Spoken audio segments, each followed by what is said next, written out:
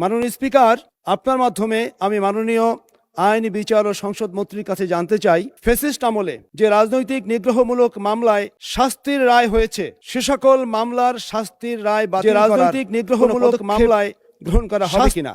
আমরা সেটা যাচাই বাছাই করে প্রত্যাহারের জন্য যথাযথ সিদ্ধান্ত গ্রহণ করছি এবং করব। মাননীয় স্পিকার, আপনাকে ধন্যবাদ।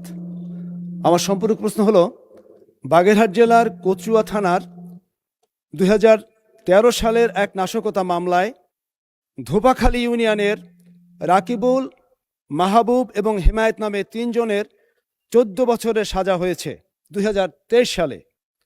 মাননীয় স্পিকার, আপনার মাধ্যমে আমি মাননীয় আইন, বিচার ও সংসদ মন্ত্রীর কাছে জানতে চাই, ফ্যাসিস্ট আমলে যে রাজনৈতিক নিগ্রহমূলক মামলায় শাস্তির রায় হয়েছে, সে সকল মামলার শাস্তির রায় বাতিল করার রাজনৈতিক নিগ্রহমূলক মামলায় গ্রহণ করা হবে কিনা। আপনাকে ধন্যবাদ মাননীয় স্পিকার। মাননীয় মন্ত্রী। মাননীয় স্পিকার, আপনাকে ধন্যবাদ।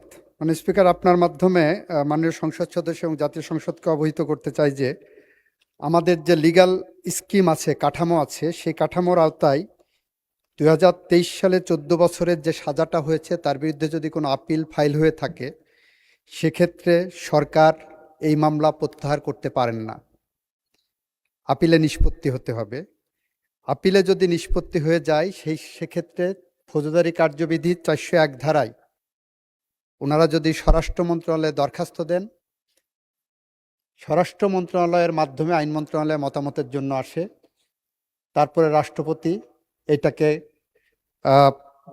ক্ষমা করতে পারবেন। আর একটা হলো সংবিধানের 49 অনুচ্ছেদ অনুসারে সরাসরি রাষ্ট্রপতির কাছে দেবেন, যেটাও স্বরাষ্ট্র মন্ত্রণালয়ের মাধ্যমে যাবে, আইন মন্ত্রণালয় ওখানে মতামত দেবেন শুধু।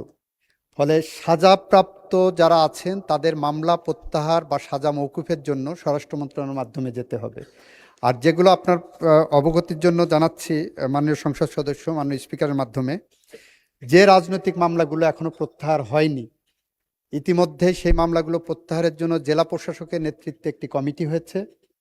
সেই কমিটির মাধ্যমে স্বরাষ্ট্র মন্ত্রণালয় হয়ে আইনমন্ত্রীর নেতৃত্বে আরেকটি কমিটি হয়েছে। সেই কমিটির কাছে আসলে আমরা সেটা যাচাই বাছাই করে প্রত্যাহারের জন্য যথাযথ সিদ্ধান্ত গ্রহণ করছি এবং করব। মাননীয় স্পিকার, আপনাকে ধন্যবাদ।